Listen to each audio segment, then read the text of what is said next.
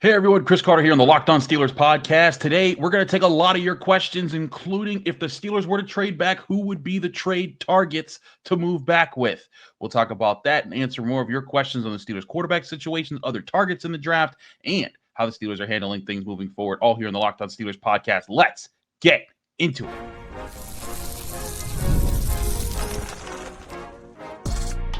You are Locked On Steelers, your daily Pittsburgh Steelers podcast, part of the Locked On Podcast Network, your team every day. Hello and welcome to the Locked On Steelers podcast. I'm your host, Chris Carter, bringing you your daily dose of all things on the Pittsburgh Steelers. As always, you can find the show on your favorite podcasting apps and on YouTube. Like this video if you enjoyed. Subscribe to this YouTube channel to get all of your daily Monday through Friday episodes as well as our bonus content. We thank you for making us your first listen every day because we're your team every day. And today's episode is brought to you by Gametime. Download the Gametime app, create an account, and use code LOCKEDONNFL for $20 off your first purchase. More on them later. All right, Steelers fans. So like I said, we are going to be answering a lot of your questions. We got 5 questions that I've dialed up that have been called in. There's a lot more than that, trust me, that have been called in over the past days, weeks, whatever. But you know, as I always say, when we get time to talk about things, I do like to go to our call-in line, which, by the way, if you ever want to call in with a question for the show, you call 412-223-6644. That's 412-223-6644.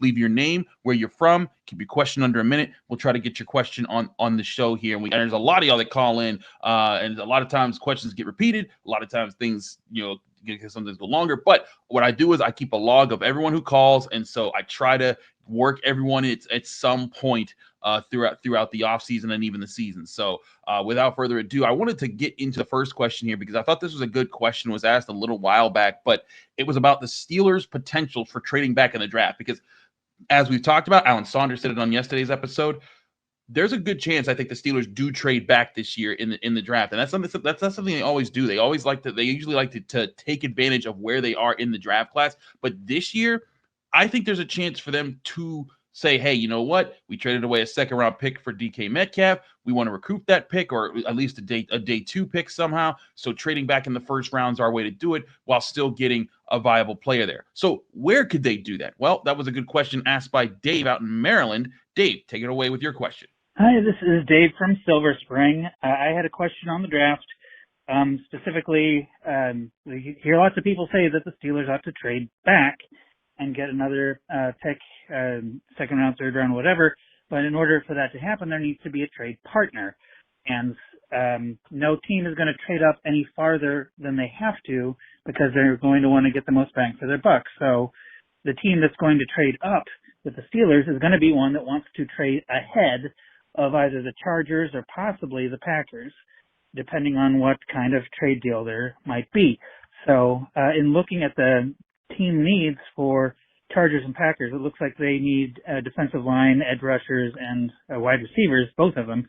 So I was curious who you thought might be another team that would want to trade up to the Steelers specifically to get in front of the Chargers or Packers. Thanks.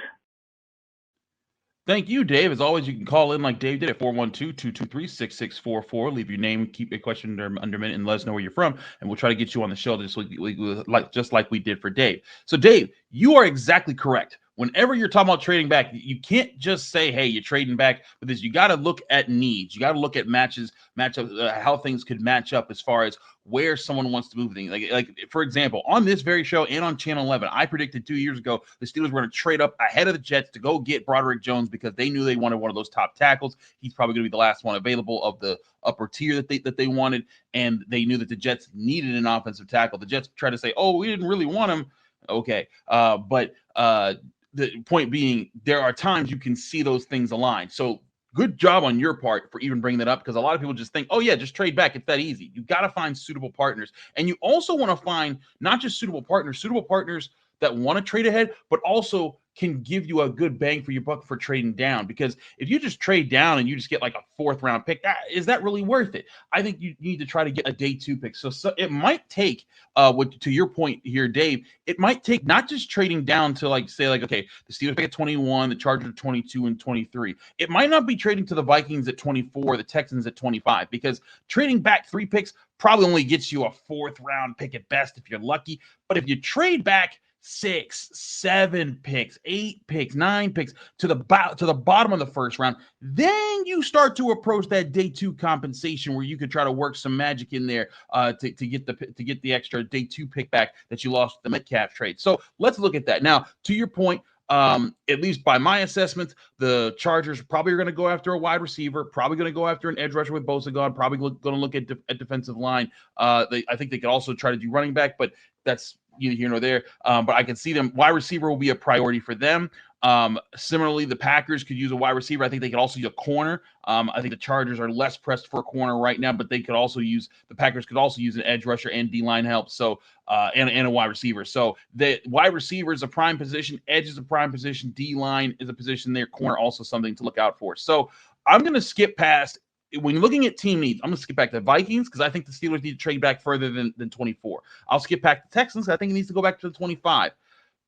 I'm also going to skip past the Rams at 26 and the Ravens at 27 because they're the Ravens. So let's get to the teams at the bottom that you might want to be able to see trade up for. You look at the Buffalo Bills, you look at the Chiefs, and you look at the Eagles. That I think might be your sweet spot there that you're looking for, Dave, because when you look at their team needs, the Bills, they need a corner, just like the Packers need a corner.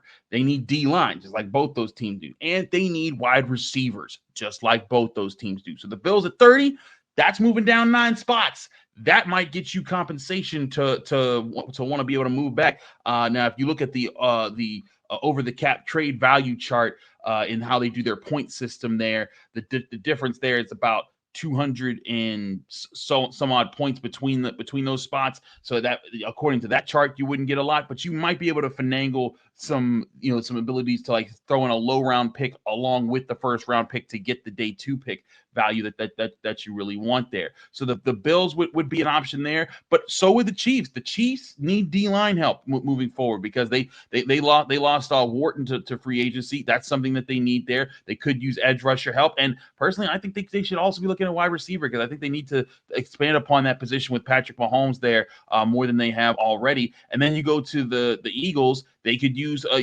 think that even though they drafted 2 cornerbacks early last year, I wouldn't put it past them to still be investing there this year. Edge rusher maybe could be a thing them for this year.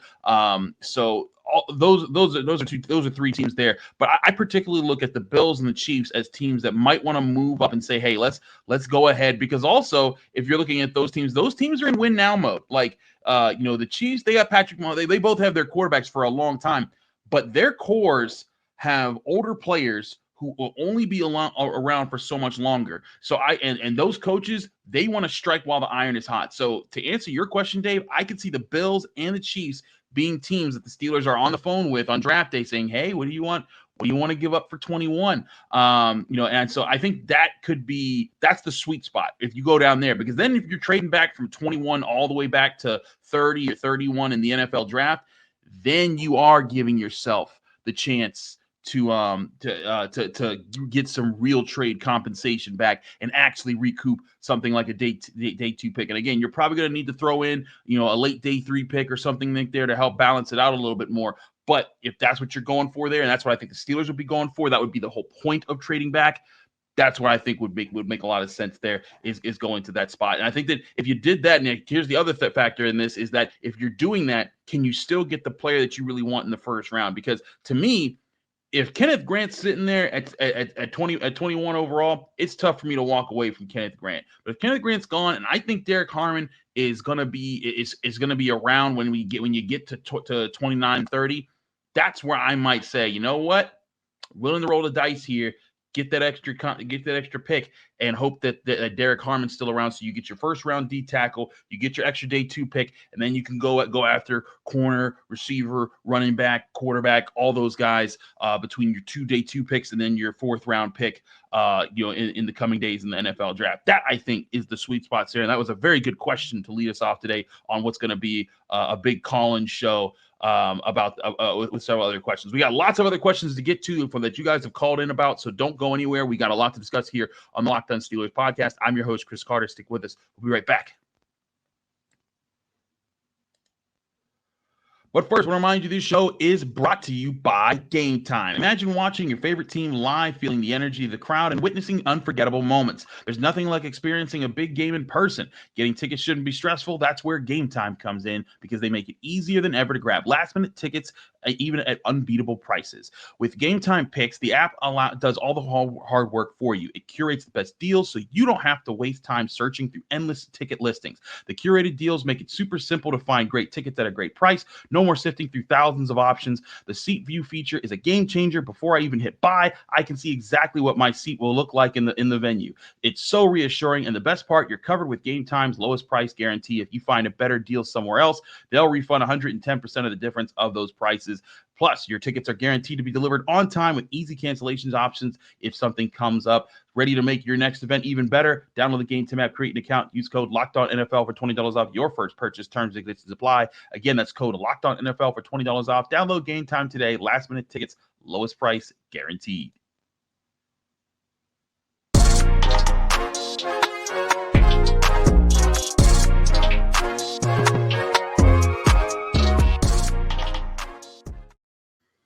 We're back here on the Locked On Steelers podcast. I'm your host, Chris Carter. We continue to take your questions here on the Locked On Steelers podcast. As always, if you want to call in with your question, you call 412-223-6644. Leave your name, where you're from. Keep your question under a minute. We'll try to get you on the show. Again, we got a lot of people that have called in, and we got a lot of draft questions. So I want to kind of keep it there with the draft for a little bit, because I do think that that's kind of the important place to be. And there's always this reminder that I put out every year that my man Ted, all the way in Tallahassee, Florida, wanted to make sure that y'all knew. So Ted, what you got to say here is something that I always say, and I just want to let you take the floor and get that message out here. Here's Ted from Tallahassee.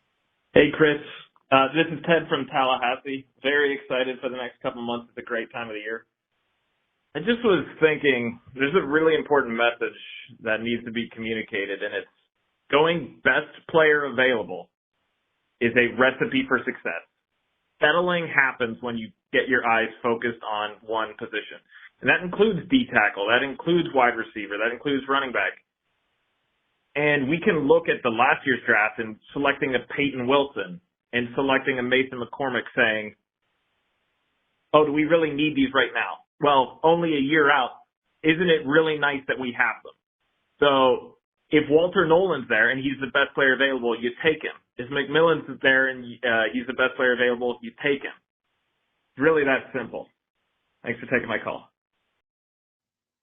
Thank you for making that call, Ted, because I bang this drum every year, because there's some people that really think that that you have to go get this guy no matter what and pass up this talent. You build your big board based off of who you think is the most talented, and then you build from there. Now, if you feel like the important part, this is where the calculations start to come in. If you feel like you need to get more value in multiple positions, that's where trading back comes in, because you can sit there, like, say for example, let's say for example, you know that let's say Emeka Egbuka is wanted by someone else, and he's sitting there, and technically you have Emeka Egbuka above Derek Harmon. I'm not sure that they would, but say that that's the case there. Like you see him there, but you're like, hey, wide receiver would be nice, but we need to get a D tackle. Plus, we need to get wide receiver in there. We can get there. There's later guys that we think are comparable to Egbuka. That's where you can trade back, keep the value of that situation, and take advantage of that. But best player available is always the formula we want to go to. In fact, I'd say that not going best player available was a big part of what led to Kevin Colbert's missteps towards the end of his tenure with the Pittsburgh Steelers. You go back to 2016 when he drafted Artie Burns. They went and got a cornerback, even though there were several cornerbacks drafted that year, and Artie Burns, everyone's kind of like, okay, I guess in that situation. And that was a reach, because that team was this close. I mean, you remember the 2015 Steelers team that lost because they had Ben Roethlisberger with one arm, no Antonio Brown, no Martavis Bryant, no Le'Veon Bell, no D'Angelo Williams. A fourth string running back fumbled against the eventual Super Bowl champions in a tight game in the fourth quarter. So, like, that was a team that you were thinking, like, man, if we could just get this cornerback situation figured out, we could be the piece away. And that's where the Steelers did try to swing and did try to swing big there and take their shots, but they didn't go best player available. They went against that, and that led to those missteps. I think similar things happened with Terrell Edmonds because they needed to be able to find a safety, and they went and drafted one thing that he would be an X factor guy for their defense. It didn't work. Same thing for Devin Bush. Granted, Devin Bush was rated high, very high that year when they traded up to get him. That wasn't necessarily a reach for a position that they specifically needed, but I think two picks in particular that show you the costs or the missteps of not going best player available that the Steelers have done in their recent past. Artie Burns and Terrell Edmonds, because neither of those guys I think were valued by most draft experts to be first round picks at the stages that the Steelers took them there. The Steelers took them there because they needed those positions filled and they thought these guys would work. Terrell Edmonds was at least a solid player, but not really a first round viable pick there, worthy pick there for how he played with the Pittsburgh Steelers. So to your point, best player available always, and still you're gonna miss with that.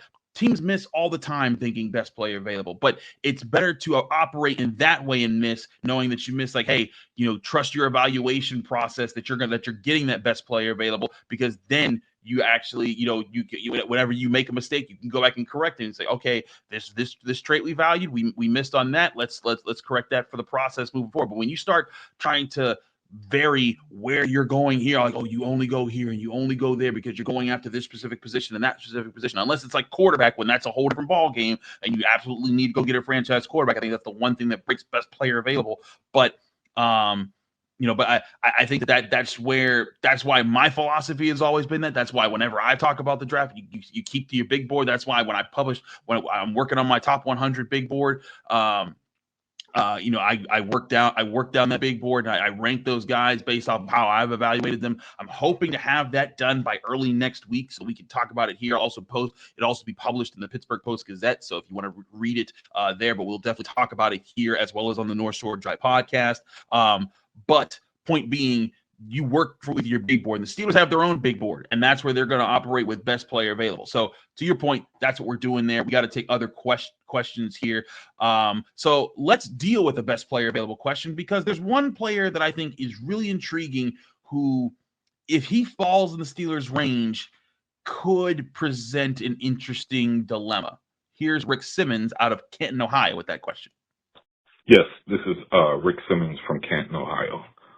My question is, if Gentry from Boise State, the running back, falls to 15 or 21, do the Steelers trade up to grab him? Or if he fell in their lap at 21, do the Steelers take him? Your thoughts. Thank you. Thank you, Rick. As always, you can call in like Rick did at 412-223-6644. Leave your name, where you're from. Keep your question under a minute. But Rick, to your point, Ashton Jeanty, that is an X factor one where I rank Ashton Jeanty pretty high in this draft class. And because of the value of running back, there is the possibility that teams let him fall because they just don't want to draft him. I don't think it'll actually happen. I think that he's going to get drafted top 10, at worst top 15, and the Steelers don't have to worry about it. But if he does fall down to the Steelers' range, a dynamic playmaker like that could be interesting. However, I think that's a situation where I don't think he would get to the Steelers. I think he would get to the Broncos and they'd pick him, and then they'd be happy with that because they need a running back right now. Two, if the Steelers were in position, that's where I would go look at those teams that need running backs behind you and say, hey, which one of y'all want the superstar running back of this draft class because you think that he's going to make you a more dynamic team? Guess what? You need to offer up a good day 2 pick, maybe even a second rounder for that pick, because this guy is a whole different level of guy. And that's when you can start playing with teams' emotions as far as your pick when you're trying to trade back for. But the reason why I wouldn't do it, Rick, is you just heard me say, well, wait a minute, you're just talking about trading back. You're not even picking him. The reason I wouldn't do it is because while he would be a dynamic playmaker, this team, I still think, needs building blocks in it to be the identity that it wants to be.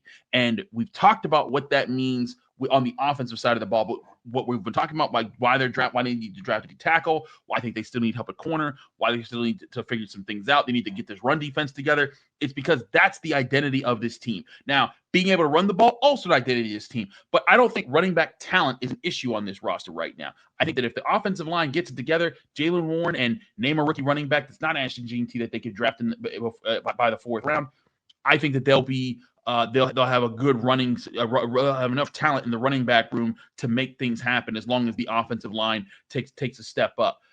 But if they draft Ashton Jeanty and they're doing awesome there, but they still have problems in the run defense for years to come because they didn't take advantage of a really good defensive tackle class and get a top defensive tackle in a top defensive tackle class, I think that could be another misstep in building for the future. And that could be one of the situations where you're like, hey, building off of where you're at right now, these guys are still highly valued players at positions of need. What if we leverage people wanting to go get this running back to get us more picks so that we can get back and we can still get a high tier running back? Because I still think if they get Caleb Johnson out of Iowa in the 3rd round, that's a win. And if you can get an extra pick to help you leverage getting there, I think that'd be awesome. DJ Giddens, Damian Martinez, there's all sorts of guys we've talked about on this podcast about this running back class that we really like. So I wouldn't do Ashton Jeanty simply because I think this is a really good running back draft class,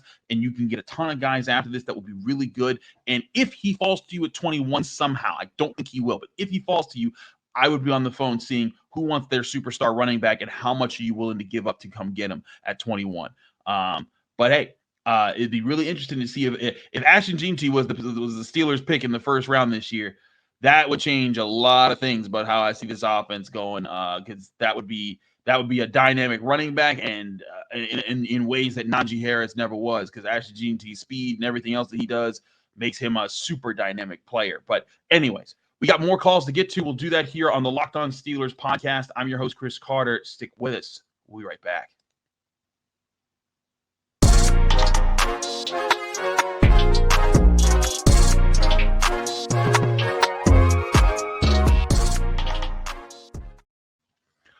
We're back here on the Locked On Steelers podcast. Chris Carter here, your host. And let's get back to your questions here. As always, you can call in like everyone else did, 412-223-6644. Leave your name, where you're from. Keep your question under a minute.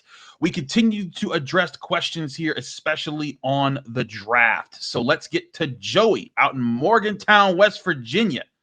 Here's his question. Hey, Chris. This is Joey Gidley from Morgantown, West Virginia. After listening to the podcast for the past few episodes, I've started to really like this idea of collecting picks for possibly trading up. And I really think this Tennessee guy, Nico, he seems like our best option. Even if Arch Manning is there, I think Nico still would be a better option in my opinion. But I don't know. So do you think we should even take a risk and get a quarterback in this draft at all? Or, I mean, I don't really hate the idea of Will Howard, but we could easily use these picks to get other things that we really need and fill other positions that we need filled. So, I don't know. Just wanted to ask. Have a wonderful day, Chris.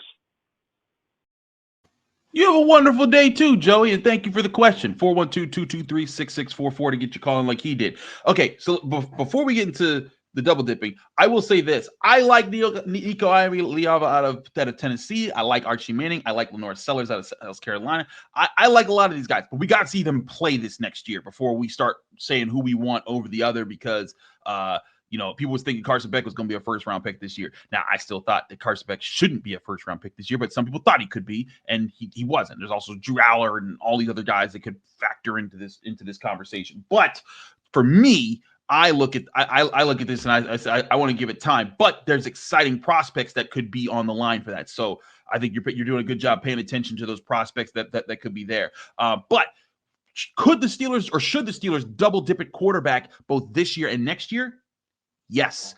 And the exact reason why is because I think that this team does need to find younger quarterbacks for the future, and give themselves options here. Because if you go get, like this year, you don't need to get a first-round quarterback. That I think would be a mistake, and I don't think they're doing that. I think that would be a huge mistake if they got 2 first-round quarterbacks in back-to-back seasons.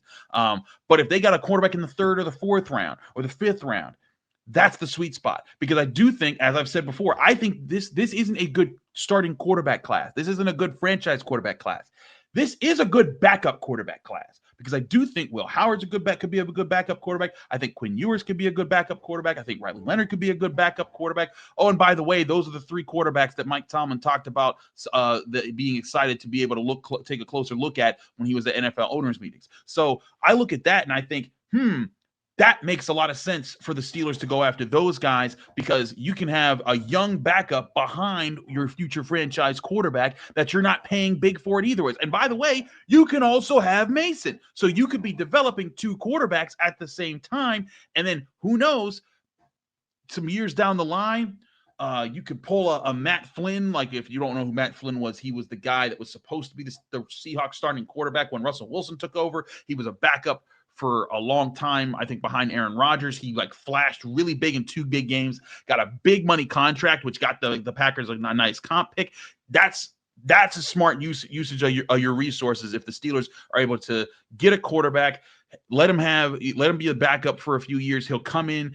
If he has a big game or 2, or people think, like how the Steelers kind of thought highly of Justin Fields, maybe I can be the team that fixes him, then that could be leverage moving forward. But that's why I do think it's good to have, it's good to, if they can get one of these quarterbacks that I think could be a good backup quarterback in the NFL, it is worth the shot, even if you're going to get a quarterback in 2026, because then you have 2 young quarterbacks. One's more of a backup, one's more of a starter, and then you can keep Mason Rudolph for the long term, and then you have a good quarterback room that I think you can live with and deal with. If there's injuries, you got multiple options there. So I do think it's a possibility. I wouldn't shy away from that if I was if I were the Steelers in this situation. However, I would not be drafting Jackson Dart or someone in the 1st round and then looking to trade up and get a quarterback in next year's draft, because I do think you need to use this 1st round pick as a building block for building up for that pick next year. So that's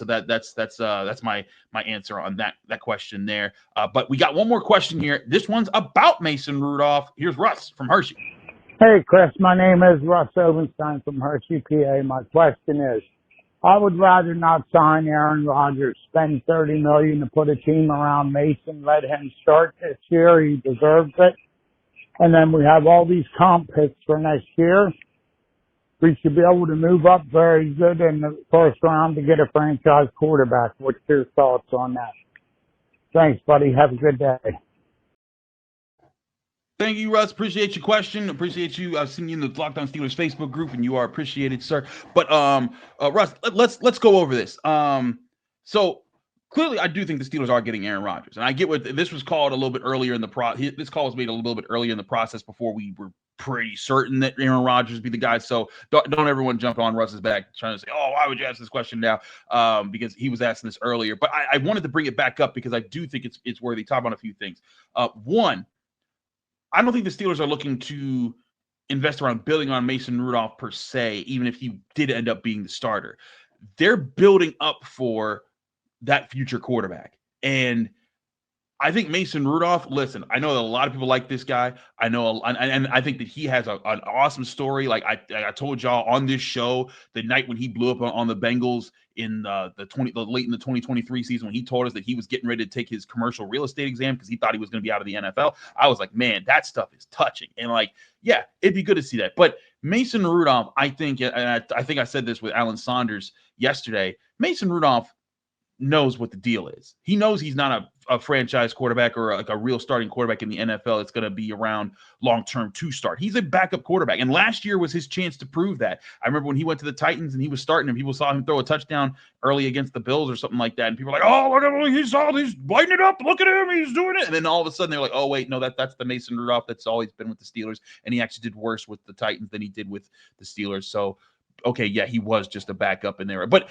to Mason Rudolph's credit, he deserved the chance to go figure that out for himself because I always say this all the time about athletes. you live your entire life looking to prove people wrong who say that you're not good enough, you're not fast enough, you're not tall enough, you're not quick enough, you're not smart enough, you don't work hard enough to get the job that you want, to get the opportunity, get the scholarship that you want when you're going to college, to get the spot on the team that you want, to beat out the competition that you want, to win games that you want to win, to get in the draft and get picked the way you want to win. There's so many steps in your life where you beat the odds and prove that, hey, I am that good of an athlete. And so it's tough for athletes to know, when does that barrier end? Like, for example, Aaron Rodgers, when does he know when to turn it off? Same thing with Ben Roethlisberger. When did he know when to turn it off and say, hey, you know what? This is just the end of my career. This is just it. But the competitor in you want to keep trying. You want to keep proving. And Mason Rudolph, I think, said, hey, I won 3 games at the end of a season that got a team to the playoffs, and I at least got some scoring drives in against the Bills in the playoffs. Maybe I could be a starting quarterback. I want to go see if I can prove that. He got a chance to go to a different organization and said, okay, I'm going to take that nice backup quarterback money that makes me a millionaire. And I mean, again, you can make a whole career out of being a backup quarterback. It's a pretty good job. Ask Charlie Batch. That man made millions off of being a backup quarterback. Now he has his own foundation. He's on the radio all the time. He does media stuff for the Steelers. It's a great gig. And you don't get your butt kicked every day. You ain't getting sacked all the time. So I think Mason Rudolph, I know some people were like, man, he's had it so rough. And listen, he did have a rough one. Like, he broke his collarbone in his rookie season or second year season, and Myles Garrett hit him over the head with a helmet and just was completely ridiculous with that. Like, look, that part was rough. But if Mason Rudolph's the next 8 years of his life, he is just making $3-4 million contracts to be the Steelers' backup quarterback, that's a pretty good gig. I think that if you told me I would do that I'd say I won in life. So, but to your point, Rusty, if you're talking about Mason Rudolph, I think he knows he's the backup. I think they know he's the backup. But I think they also know that, hey, in a pinch, in a dire situation, if Aaron Rodgers spurs the team and says, I'm going to Minnesota, I'm retired, whatever, then you know that, hey, we can at least rock out with this guy. This team stayed afloat in a season where you had Mason and Devlin Hodges as your primary quarterbacks for a while. Heck, Kenny Pickett and Mitch Trubisky and Mason Rudolph. So I don't think it would be foreign to this team to try to figure it out.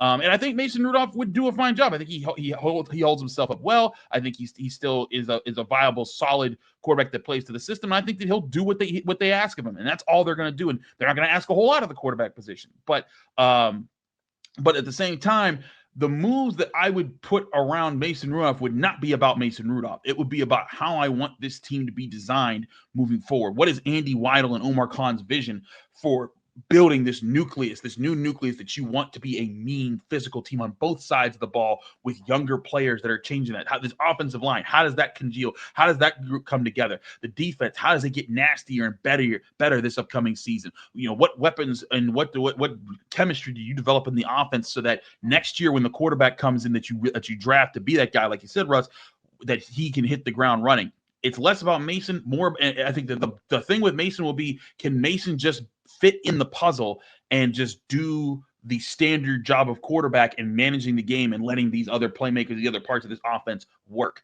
And that will be less on Mason, more on Mike Tomlin, more on Arthur Smith, more on Pat Meyer, more on all the offensive assistants, and trying to put that together. And of course, the players themselves in trying to make sure that this offense does take a step forward next year and sets a good table for whoever that quarterback in 2026 is that they draft in the early rounds. But thank you to everyone who's called into the Locked On Steelers podcast. We appreciate you guys. I know there's a lot of other calls out there. If you haven't heard your call yet, don't worry. You're in the log. We work our way through. We get our way there. So we thank you for everyone who calls in at 412-223-6644. Again, I'm your host, Chris Carter. You can follow me on Twitter, Instagram, TikTok, Blue Sky, all the same handles everywhere at Carter Critiques. You can read my work in the Pittsburgh Post-Gazette, post-gazette.com. Also, check me out on the North Shore Drive podcast every Monday, Wednesday, Friday. And you can check me out here on the Locked On Steelers podcast every Monday through Friday on your favorite podcasting apps and on YouTube. Like this video if you enjoy it. Subscribe to this YouTube channel to get all of your daily Monday through Friday episodes. We'll be back tomorrow with another episode of the Locked On Steelers podcast.